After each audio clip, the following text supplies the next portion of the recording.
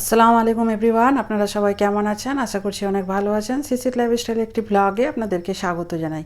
আজকে খুবই মজাদার একটি খাবার আমি তৈরি করব। আর আমার মেয়ে অনেক দিন ধরেই জেদ ধরেছে, সে চিকেন আলুর সাথে একটা খুব মজাদার রেসিপি আমি এর আগেও ট্রাই করেছি এবং খুব সুন্দর হয়েছে, সুস্বাদু হয়েছে। আর মেয়ে খাওয়ার জন্য খুব বায়না করছে, তাই ভাবলাম আপনাদের সাথেও শেয়ার করি।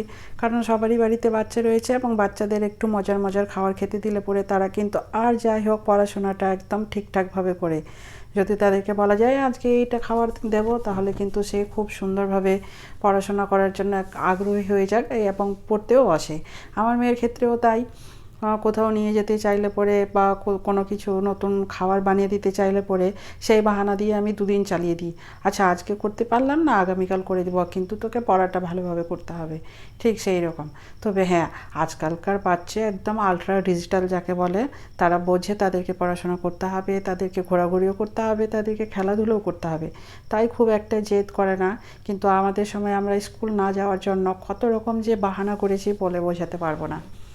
যাকে এই রেসিপিটির জন্য যেটা নিতে হবে, কয়েক টুকরো চিকেন, 3 থেকে 4 টুকরো চিকেন থাকলেই হবে মিডিয়াম সাইজের, আর একটা বড় সাইজের আলু হলেই হবে। তো আমি এখানে একটা বড় সাইজের আলু আর কয়েক টুকরো চিকেন সেদ্ধ করতে দিয়ে দিয়েছি।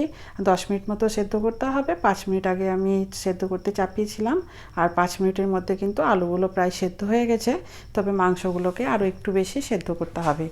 আর 5 মিনিট আমি ভালোভাবে সেদ্ধ করব। আর এখানে নিয়েছি আমি একটা মিডিয়াম সাইজের পেঁয়াজ, দিয়েছি কাঁচা লঙ্কা আর ধনেপাতা কুচি। এখানে আমি অ্যাড করে দিচ্ছি একটু গরম মশলা, যেহেতু চিকেন আছে গরম মশলাটা দিলে পরে খেতে ভালো লাগবে আর সে একটা স্মেল আসবে ভালো। আর দিলাম একটু চিকেন মশলা, আর দেবো এখানে একটু হলুদ। মাংসতে হলুদটা কম হয়েছে, কালারটা ভালো হওয়ার জন্য আমি আর একটু হলুদ ব্যবহার করছি। আর দেবো এখানে গোলমরিচের গুঁড়ো, 1 চিমটি মতো দেবো, বেশি দিলে পরে ঝাল হয়ে যেতে পারে। আর যে যেরকম ঝাল খেতে পছন্দ করেন এখানে নিজেদের ইচ্ছে মতো ঝালটা অ্যাড করতে পারেন। এই যে মশলাগুলো আমি একটু জুম করে দেখিয়ে দিচ্ছি, গরম মশলা, চিকেন মশলা দিয়েছি, আদা রসুন পেস্ট, পেঁয়াজ, ধনেপাতা কুচি আর দুটো কাঁচা লঙ্কা কুচিয়ে দিয়েছি। এই যে দেখুন, আবার 5 মিনিট পরে ফিরে আসলাম, দেখছি মাংসগুলো সেদ্ধ হয়ে গেছে। যে বলেছিলাম 10 মিনিট লাগবে মাত্র সেদ্ধ হতে, 10 মিনিটের মধ্যে আলু কিন্তু একদম সেদ্ধ হয়ে ভেঙে যাচ্ছে। আর এইদিকে চিকেনগুলো খুব সুন্দরভাবে সেদ্ধ হয়ে গেছে। জলটাকে ফেলে দিয়ে আলুটা আর চিকেনটাকে আমি আলাদা করে নিয়েছি। দিয়ে এখন একটা কাঁটা চামচের সাহায্যে আলুটাকে খুব ভালোভাবে ভেঙে নিচ্ছি। এদিকে খুব গরম রয়েছে, আর যেহেতু শীতের টাইম ফ্যানও চালাতে পারছি না, সেই জন্য আস্তে আস্তে করে আমি একটা কাঁটা চামচের সাহায্যে ভেঙে নিচ্ছি আলুগুলোকে। আর একটা কাঁটা চামচের সাহায্যে, মানে দুটো কাঁটা চামচের সাহায্যে আমি মাংসগুলোকে খুব সুন্দর করে ছাড়িয়ে নেব, একদম ঝরঝরে করে নেব। এই শীতের বিকালে হোক বা সন্ধ্যায় হোক একটু মজাদার খেতে কার না ভালো লাগে, তাই না বলুন? বাচ্চা তো একটা বাহানা, বাচ্চার সাথে সাথে কিন্তু আমাদেরও খাওয়া হয়।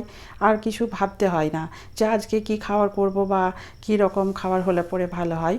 তো আমার তো খুব সুবিধা হয়, মেয়ে মাঝে মাঝে এটা সেটা খাওয়ার জন্য বায়না ধরে, আর সেই বায়নাতে আমাদেরও খাওয়াটা হয়ে যায় একসাথে। দেখুন এদিকে মাংসগুলো খুব ঝরঝরে করে আমি ভেজে নিয়েছি। এখন সবগুলোকে একসাথে আমি মিশিয়ে দিব। কেটে রাখা পেঁয়াজ, ধনেপাতা কুচি, যা মশলাগুলো দিয়েছিলাম একসাথে, সবগুলো একসাথে খুব ভালোভাবে মিক্স করে দেব। তবে হ্যাঁ, ভিডিওটা করার সময় আমি কিন্তু বেসনটাকে স্কিপ করে গেছি। আপনারা অবশ্যই বেসন দেবেন, বেসন না দিলে পরে কিন্তু একদম গোটা হবে না। আর তেলে ছাড়ার 2-1 মিনিটের মধ্যে কিন্তু সবগুলো ছেড়ে একদম ঝুরঝুরে হয়ে যাবে। এখানে আমি দিয়েছি একটু চিলি ফ্লেক্স আর একটু লবণ দিলাম স্বাদ মতো। যদি বেসন না দেন তাহলে ময়দা অবশ্যই দেবেন, ময়দা বা বেসন দুটোর মধ্যে যে কোনো একটা অবশ্যই দেবেন, না হলে পরে গোটাও হবে না। আর যেটা বললাম তেলে ছাড়ার সাথে সাথে কিন্তু ঝুরঝুরে হয়ে যাবে। আর এখানে আমি একটু গোল করে চ্যাপ্টা করে নিচ্ছি, আপনাদের যার যেরকম শেপ পছন্দ সেই রকম শেপ ব্যবহার করতে পারেন। তবে হাতে একটু তেল লাগিয়ে নেবেন, নাহলে পরে হাতের মধ্যে কিন্তু চ্যাটচ্যাটে হয়ে লেগে যাবে। সবগুলো প্রায় আমার এদিকে গোটা করে বানিয়ে নেওয়া হয়েছে। এই যে দেখুন, আমি 3-4 রকম শেপ দিয়েছি, যার যেরকম পছন্দ হয় সে সেরকম দিতে পারে। যদি মনে করেন গোটাটা ভালোভাবে একদম রুটির মতো বেলে নিয়ে তারপরে সেটাকে একটা ছুরির সাহায্যে কেটে ছোটো ছোটো করবেন, সেটাও করতে পারেন। এদিকে আমি এখানে তেলটা গরম হতে দিয়েছিলাম, তেলটা খুব সুন্দরভাবে গরমও হয়ে গেছে। এখন আমি এগুলোকে ছেড়ে দিচ্ছি। বেশি সময় লাগবে না ভাজতে, যেহেতু আলুটাও সেদ্ধ মাংসটাও সেদ্ধ, সেই জন্য অল্প সময়ের মধ্যেই হয়ে যায়।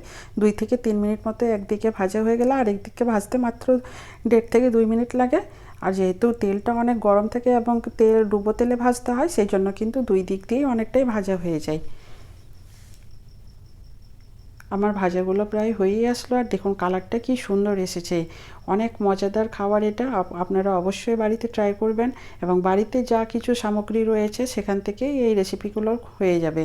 যখন মাংস নিয়ে আসেন বাজার থেকে কোনো এক সময় 3-4 টুকরো মাংস রেখে দেবেন, তাতেই কিন্তু হয়ে যাবে।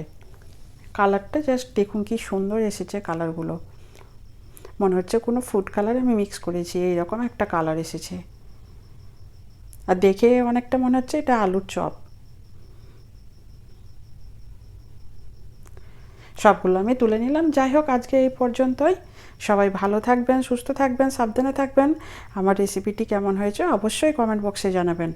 আমার ভিডিওটিকে ভালো লাগলে পরে চ্যানেলটিকে সাবস্ক্রাইব করে একটা লাইক, একটা কমেন্ট, একটা শেয়ার করে দেবেন। সবাই ভালো থাকবেন, সুস্থ থাকবেন, সাবধানে থাকবেন, নিজের খেয়াল রাখবেন।